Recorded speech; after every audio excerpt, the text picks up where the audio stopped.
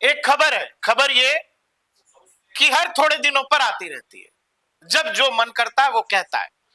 नीतीश कुमार जाएंगे, चंद्रबाबू नायडू जाएंगे। अब एक और एनडीए के सहयोगी को लेकर ये खबर आ रही है कि शायद आरएलडी वाले जयंत चौधरी नाराज चल रहे हैं। जयंत चौधरी नाराज किस बात से? ये जो वक्फ बोर्ड का पूरा हो रहा है इस पर नाराज चल रहे हैं। और अखिलेश यादव ने तो खुलकर कह दिया था कि कल को जो हमारे साथ थे आज सरकार में बैठे हैं, कल को हो सकता है फिर हमारे साथ आ जाए।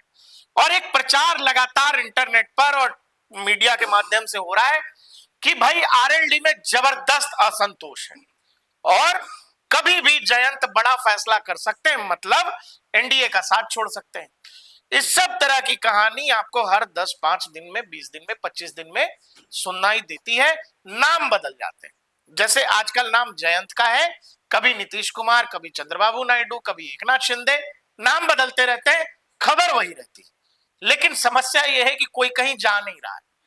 जयंत चौधरी प्रेस कॉन्फ्रेंस में आए और कहा कि भाई हमारे प्रधानमंत्री हैं। अब जब नेताजी कह रहे हैं कि हमारे प्रधानमंत्री हैं और उनकी सरकार में हम लोग काम कर रहे हैं तो फिर बात समझ जाइए। दूसरा, जयंत ने यह भी कहा कि भाई रात के 2-2, 2:30 बजे तक अगर संसद में बहस चल रही है किसी मुद्दे पर और सरकार उसको पारित कर रही है तो फिर वो देश का कानून है। इससे यह भी समझ आता है कि जयंत चौधरी वक्फ के मसले पर क्या सोचते हैं, उनकी पार्टी क्या सोचती है। पार्टी वही सोचती है जो फिलहाल एनडीए या नरेंद्र मोदी सोच रहे हैं। मतलब एनडीए से जुड़ा कोई भी घटक दल बीजेपी से इतर नहीं सोच रहा है। इसके क्या राजनीतिक कारण है ये हम समझते हैं कि भाई 240 वाली सरकार जिन लोगों को कमजोर लग रही है, आप उनसे पूछ लेना कि 240 कब जीते थे, कब जीते थे 240। जिन लोगों को लगता है कि 240 का नंबर जो है 99 से छोटा होता है, उनके मैथ को सलाम कह दीजिए, उनके कैलकुलेटर को सलाम कह दीजिए। लेकिन आप ये समझना कि ये जो अफवाह बार बार उड़ाई जाती है वो बस इसीलिए कि देश में एक कंफ्यूजन की स्थिति बनी रहे। दूसरा क्या है कि जिन भी लोगों का व्यूअर वर्ग है या जो दूसरा कार्डर है वो अपने लोगों को खुश करने के लिए ऐसी चीजें करता रहता है कि अभी गई सरकार, अरे बस चली गई, सुबह जाएगी, शाम में जाएगी, दोपहर में जाएगी, रात में फिर सो जाते हैं, फिर सुबह से सरकार गिराने लगते हैं। सरकार चल रही है, अपने दमखम से चल रही है। और आप ये समझना कि कोई भी कमजोर सरकार में ये ताकत नहीं होती राहुल भाई कि वक्फ जैसे कानून पर फैसला ले ले। आपको क्या लग रहा है इस पूरी कहानी? देखिए प्रकाश भाई, ये और जयंत चौधरी जा रहे हैं ये भी बताएं। हाँ बिल्कुल, ये कोई पहला मामला नहीं है। ऐसी खबरें लगातार चलती रहती हैं और कारण उसके पीछे बिल्कुल सीधा सा है, क्योंकि कुछ लोगों की रोजी रोटी यही झूठ फैला करके, भ्रम फैला करके, वो इसीलिए उनकी रोजी रोटी चल रही है। और ये जानना बहुत जरूरी है दर्शकों, भाई जयंत चौधरी लोकसभा चुनाव से पहले वो एनडीए के साथ में आए। लोगों ने कई कई कहानियां बुंदी कि भाई ऐसा हुआ वैसा हुआ, भारत रत्न देने के लिए गठबंधन कर लिया, किसी ने कुछ कहा, किसी ने कुछ कहा। फर्क बिल्कुल सीधा सा है।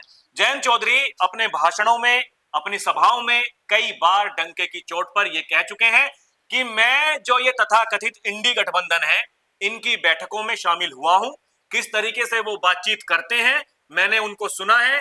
जो विपक्ष के नेता हैं ना उनके पास में कोई विजन है ना कोई मिशन है। विजन क्या होगा राहुल भाई? आपको मैं बताता हूं कि नीतीश कुमार जब बेंगलुरु की बैठक में गए तो वहां जो बैठक की खबर मैं आपको बता रहा हूं कि तो लालू जी बैठे थे सोनिया गांधी के बगल में। सोनिया जी ने नीतीश कुमार को भाव ही नहीं दिया। नीतीश कुमार कौन? वो जिसका ये थॉट प्रोसेस था कि भाई सभी ऑपोजिशन की पार्टियां एक जगह आए और फिर हम बीजेपी के खिलाफ लड़े।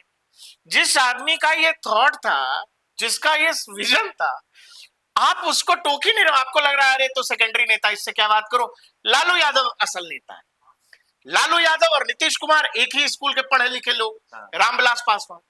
खेल ये कि अरे ये क्या चक्कर है भाई, हम मौजूदा मुख्यमंत्री हैं, हमारी देखरेख में सरकार चल रही है, हमने आइडिया दिया कि चलिए इंडिया के तहत हम लोग लड़ते हैं, कल को कुछ अच्छा हो गया तो मैं दिल्ली चला जाऊंगा, आपका बेटा पटना दिल्ली बिहार संभालेगा। वहां सोनिया जी लोड ही नहीं ले रही हैं, लालू यादव ने भी नहीं मिलवाया। दूसरा, उस बैठक में जो कुछ नीतीश कुमार सोच के गए थे, भाई आप हमारे यहाँ बारात में आइएगा तो देख के हम आपसे मुंह फेर लें तो अगले बार जब आमंत्रण देंगे तो आप आइएगा। क्यों है? नीतीश कुमार बैठक खत्म हुआ, प्रेस कॉन्फ्रेंस में सब बैठे थे, नीतीश कुमार नहीं बैठे थे। नीतीश कुमार निकल ले हो गया। तो ये समझो कि और मौजूदा जो सरकार है ये लोग जैसे चलाते हैं। आप एकनाथ शिंदे को देख लो, एकनाथ शिंदे कुछ विधायकों के साथ आए, मैक्सिमम नंबर इनके पास थे, उसको 2.5 साल चीफ मिनिस्टर बना के रखा। तो कैसे आपको गठबंधन में चलना है, नहीं चलना है। 2 सांसद हैं जयंत चौधरी, बहुत जरूरत नहीं है, लेकिन क्या सम्मान में कमी है इस गठबंधन में? लेकिन वही जयंत अगर उस तरफ होते, उस जयंत की पूछ होती। वही मैं कह रहा हूं, देखिए ये बार बार जो ये भ्रम फैलाने की जो कोशिश की जाती है। अच्छा, क्या हुआ था जब एनडीए मतलब जीत गया था, सरकार बनने जा रही थी, तो उस दौरान उस चीज को लेकर के हवा बना दिया गया कि भाई जयंत चौधरी को वहां स्टेज पर बैठने के लिए कुर्सी नहीं दी गई। जयंत चौधरी इतने सॉफ्ट स्वभाव के वो नेता हैं, कह रहे भैया हम जमीन से जुड़े हुए आदमी हैं, जमीन पर काम करते हैं, किसानों के लिए काम करते हैं, मजदूरों के लिए काम करते हैं, ठीक है। अभी देखिए, अभी ये साफ साफ शब्दों में जयंत चौधरी ने, उस दिन मैंने खुद उनसे प्रेस कॉन्फ्रेंस में सवाल पूछा कि चौधरी साहब ये बताइए, आप तो लगातार अपनी लाइन जो है उस पर बात कर रहे हैं भाई, चाहे वो मुजफ्फरनगर में आपने कुर्ते को लेकर के बयान दिया हो कि भाई कुर्ते पे नाम लिखवा लें क्या आप, वो चाहे आपने केतकी सिंह विधायक है कहा मोहतरमा इलाज की जरूरत है, आपने कहा कि ये जो मेरठ में पुलिस का फरमान है ये हिटलर शाही की तरह दिखता है।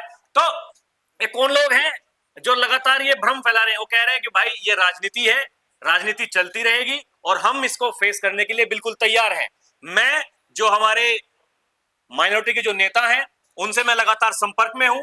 जब ये कानून बनने वाला था उससे पहले हमने उनसे बात की और ये बताया उनको सुनिश्चित करने के लिए कि भाई जाइए अपने लोगों के बीच में और लोगों को बताइए कि आपको डराया जा रहा है, आपके भीतर भ्रम फैलाया जा रहा है। और उनका ये भी कहना था कि भाई देखिए अब भी मैं लगातार 1 to 1 उनसे बात कर रहा हूं, किसी भी तरह की कोई दिक्कत नहीं है। जो मुस्लिम समाज के कार्यकर्ता हैं, नेता हैं, पार्टी में ज्वाइन हो रहे हैं, और जो लोग ये कह रहे थे कि पार्टी टूटने वाली है, पार्टी खत्म होने वाली है, तो वही पार्टी में चाहे वो राजस्थान हो, मध्य प्रदेश हो, आप यकीन करेंगे तमिलनाडु तेलंगाना से वहां से नेता आकर के शामिल हो रहे हैं। वो कह रहे हैं कि भाई हम जयंत चौधरी के जो काम करने का तरीका है, जैसी उनकी नीयत है, जैसी उनकी नीति है, हम उससे प्रेरित होकर के पार्टी में शामिल हो रहे हैं। राजस्थान, हरियाणा, उत्तर प्रदेश, कहां से लोग नहीं आ रहे हैं, यही बड़ी बात है। अगर वो आ रहे हैं इसका मतलब है एनडीए में शामिल होने के बावजूद आप अपनी विचारधारा को नहीं भूले हैं, आप अपनी पार्टी की लाइन को नहीं भूले हैं, ये बड़ी बात है। दोस्तों एक बात जैसे राहुल कह रहे थे, ये समझना जरूरी है कि भाई कोई कहीं जाएगा, चला जाएगा, निकल जाएगा, तो इसके पीछे लॉजिक होगा ना, कोई तो डिबेट होगा, कोई तो तर्क होगा कि हाँ भाई इस वजह से जा रहे हैं। बिना तर्क के, बिना किसी बात के, बगैर किसी खबर के, बस इसलिए कहना है क्योंकि हमारे लोगों को ये सुनना है, हमको जो लोग देखते हैं उनको यही सुनना है, गलत खबर, झूठी खबर, और फिर ये सुन के अच्छी नींद लेनी है, फिर अगले दिन वही बदल के फिर कुछ और। आप बताओ, जिस दिन बकबोट आ रहा था हमने कुछ ऐसे यूट्यूबर्स देखे जो बकायदा तारीख दे रहे थे, आ गई तारीख, नीतीश ने कर दिया, दे दिया अल्टीमेटम, चंद्रबाबू ने कर दिया फोन, पता नहीं क्या क्या। अरे भाई कोई कहीं जाएगा, कोई कुछ छोड़ेगा, तो या तो उससे बेहतर उसके पास कोई बहुत शानदार डील है, या तो उसकी राजनीति में कुछ ऐसा हो गया कि अब तो जाना ही पड़ेगा। चंद्रबाबू नायडू क्यों जाएंगे, नीतीश कुमार क्यों जाएंगे, या जयंत चौधरी क्यों जाएंगे? ऐसा अखिलेश यादव के पास जयंत को देने के लिए क्या है ऐसा? क्या जयंत को मुख्यमंत्री का पद ऑफर कर देंगे अखिलेश यादव कि आइए, चाहे जो हम आपको मुख्यमंत्री बना देंगे? वही मैं कह देंगे? नहीं कहेंगे। अमित शाह ने कहा कि जाओ अगले 25 साल तक तुम्हारे पार्टी के अध्यक्ष तुम हो। 2022 के विधानसभा चुनाव में राष्ट्रीय लोकदल समाजवादी पार्टी का गठबंधन हुआ था। 33 सीटें लड़ने के लिए दी गई राष्ट्रीय लोकदल को समाजवादी पार्टी की तरफ से। उन 33 सीटों में से 8 विधायक जीते।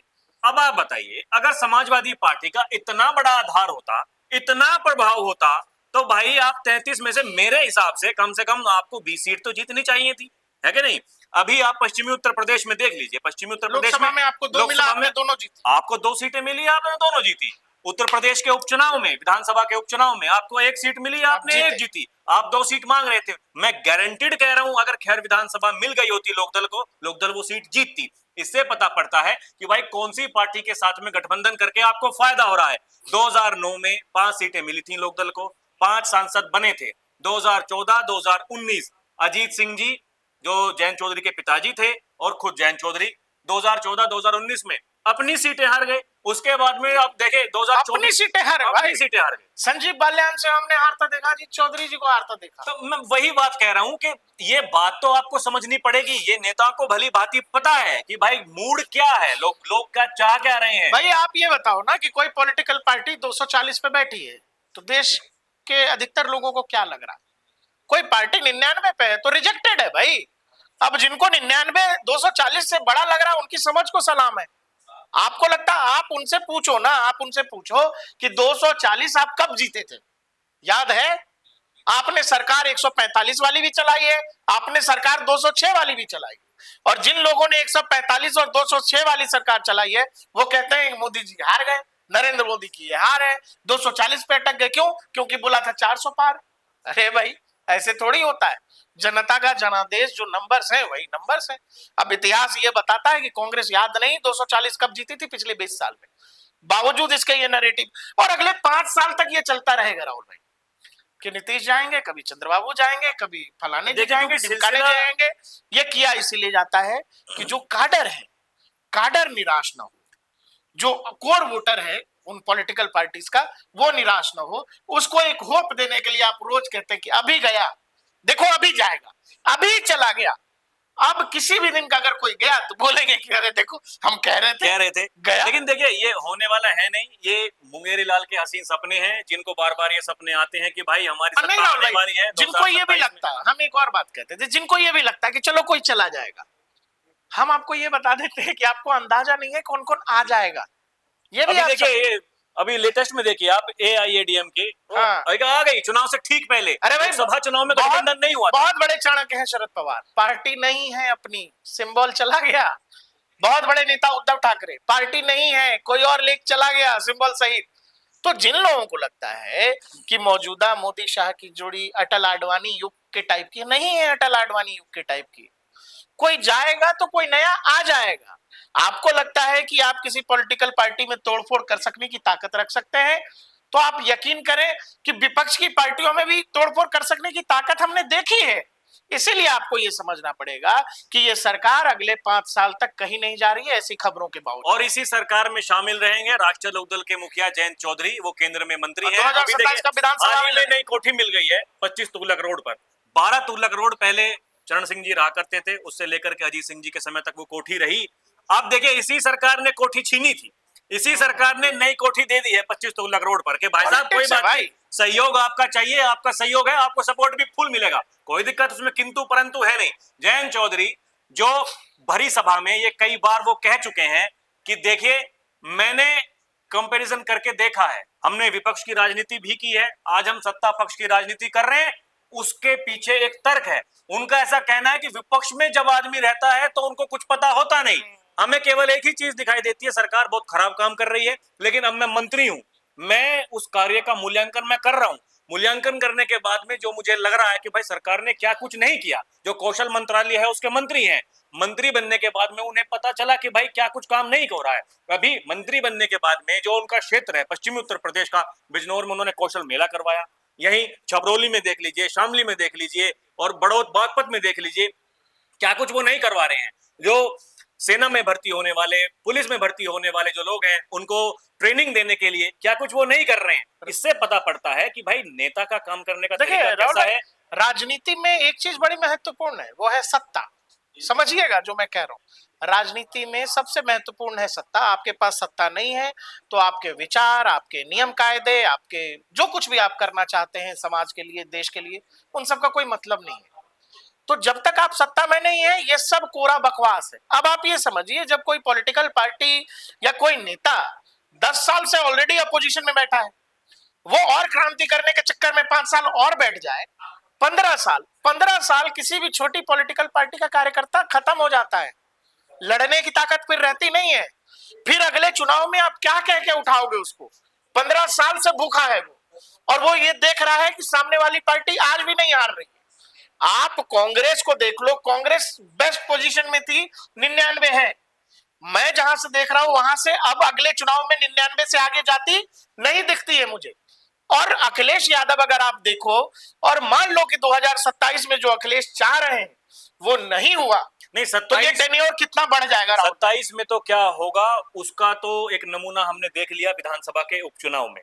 वही मैं कह रहा हूँ, ये जो बवंडर जो मचा था लोकसभा के चुनाव में, उसके बाद में जिस तरीके से बाबा ने जो कैलकुलेशन करके वो जयंत ने चुनाव बहुत में, स्मार्ट मूव खेला है, तो उनको पता है हमारे लोगों के लिए काम करना। हम छोटी पार्टी है और भाई, यही हम देखिए, इनकी मोदी हराओ मोदी हराओ मोदी हराओ के चक्कर में रहेंगे, हमारा तो कुछ है नहीं, हम तो बर्बाद हो जाएंगे भाई। हम रहेंगे मोदी जी के साथ, काम करेंगे, हमारा काम चल जाएगा। अब देखिए बड़ी बात ये कि भाई गन्ने के लिए नहीं बोलते, बोल चुके हैं भाई, 100 सुनार की एक लुहार की, समय दीजिए, कोई बात नहीं, बाबा से बात हो चुकी है। इस साल कुछ ऐसी प्रक्रियाएं रही कि भाई कुछ ना कुछ कारण ऐसे रहे जिस वजह से गन्ने का रेट नहीं बढ़ पाया, लेकिन आप समय दीजिए, अगले साल, इस साल का भी, अगले साल का भी। भाई 100 सुनार की एक लुहार की का मतलब क्या है? ये आपको खुश कर भाई दिया हमने जाएगा। देखा है कि ये सरकार जब बजट आया तो लोग कह रहे थे 10 लाख कर दो, एक नेता ने कहा कि हमारी मांग है 10 लाख करो, सरकार ने 12 लाख कर दिया। आपको क्या है कि मौजूदा सरकार का जो काम करने का तरीका हमने देखा, आप इमीडिएट मांगते हो, नहीं मिलता है, लेकिन जब इंतजार करते हो और अचानक जो मिलता है वो पहले से बेहतर, आपकी उम्मीद से बेहतर मिलता है। इसीलिए मुझे लग रहा है कि जयंत बहुत स्मार्ट जगह पर है, बहुत स्मार्ट नेता है, नए जमाने के नेता। उनको पता है कि नेगोशिएशन किस लेवल पर और कैसे करनी है और उसका रिजल्ट कब आना है, वो उनको पता होगा। और इसीलिए आप देखो कि आज के दौर में जयंत मिनिस्टर बने, पार्टी फर्स्ट क्लास है। और यही वो कारण है कि लगातार अगर वो स्टैंड ले रहे हैं, वो ये कह रहे हैं कि भाई हम प्रधानमंत्री मोदी के नेतृत्व में काम कर रहे हैं और सूबे में, उत्तर प्रदेश में योगी आदित्यनाथ के नेतृत्व में हम काम कर रहे हैं। जो आपस में तालमेल है वो भी ठीक है, बार बार जाकर के जनप्रतिनिधि हैं वो जो बातचीत करते हैं, भाई ये समस्याएं हैं, बाबा सुनते हैं, कहते हैं कि भाई रुकिए, थोड़ा समय दीजिए, काम होगा, निश्चित तौर पर होगा। और ये हमने देख लिया, ये फालतू की बकवासबाजी करने से, खामखा की बात करने से कुछ फायदा होने वाला है नहीं। पीडीए तोड़ेगा, 90% वोटर हमारे साथ हैं, ये केवल एक वातावरण बनाने की, एक माहौल बनाने की कोशिश की जा रही है, इसके अलावा कुछ है। तो यही मैं कह रहा हूं दर्शकों कि ये समझना होगा, ये बार बार जो इस तरह की बातचीत होती है, माहौल गरमाया जाता है, भाई एनडीए गठबंधन टूटने वाला है, जयंत चौधरी पलटने वाले हैं, नहीं पलटने वाले। जयंत चौधरी साफ साफ कह चुके हैं कि भाई कहीं नहीं, हमारा काम है कि भाई अगर कोई गलत काम हो रहा है, सरकार की पुलिस हो या फिर प्रशासन हो, कहीं अगर कोई गलती कर रहा है तो उसको हम आगाह करेंगे कि भाई देखिए ये काम ठीक नहीं है। बाकी हम सरकार में हैं, सरकार की नीति को फॉलो कर रहे हैं, उसी के अनुसार चल रहे हैं। तो ये आप तय कर लीजिए 2027 के विधानसभा चुनाव में एनडीए गठबंधन जो बीजेपी आरएलडी का है, उसी के अनुसार चुनाव लड़ा जाएगा। अभी के लिए इतना ही। आप देखते रहें डीएनपी इंडिया, हर खबर भरोसे के साथ। नमस्कार।